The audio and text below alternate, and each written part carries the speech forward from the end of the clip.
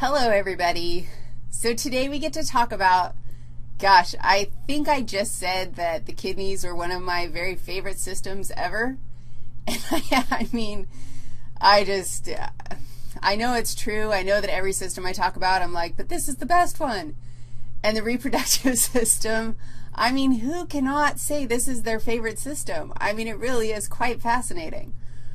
So, we can start this conversation by admiring some artwork from my son.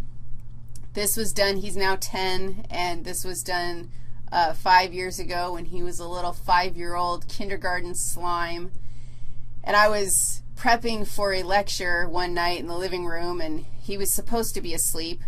And he crawls out of his bed and tromps down the stairs and comes and climbs into my lap. And, of course, I'm like, get away from me, you stinking parasite.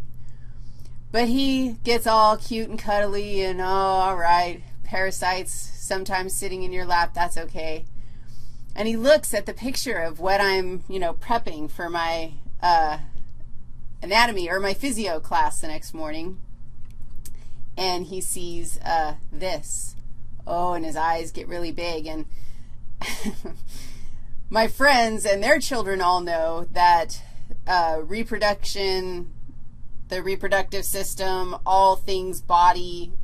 In my household, we talk about everything and have since they came out of my body.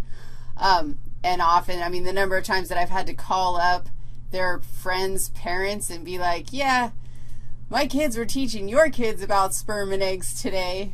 My friends are always like, oh, my God, what's wrong with you? So this is the inspiring image for young Mr. Keenan that made him want to create this lovely replication of sperm and eggs. It's quite nice. And it's always nice to draw my brain back to those cute little days.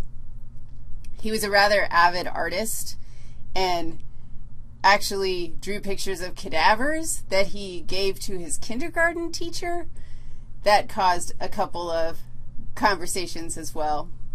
So the reproductive system, I'm, a huge fan. It's fascinating. And it's the only system, obviously, where we divide up our conversation by male humans and female humans. And in spite of doing that, and we will carry it through, we're going to start out by looking at gross anatomy. We're going to follow up with gamete formation. Keenan would love it. We're going to talk about how we're going to make sperm and eggs.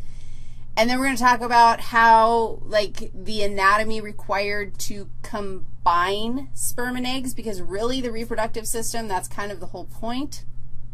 But we're going to tie it all up in the end with a conversation about how, even though we spend all this time separating out the fellas and the ladies, the fact is that our similarities are a whole heck of a lot more striking than you might think.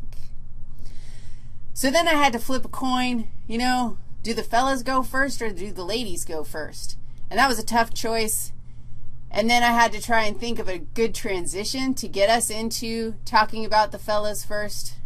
That was not an easy task. I don't think I was successful. All my transitions ended up being inappropriate. So let's just say now we will talk about male anatomy.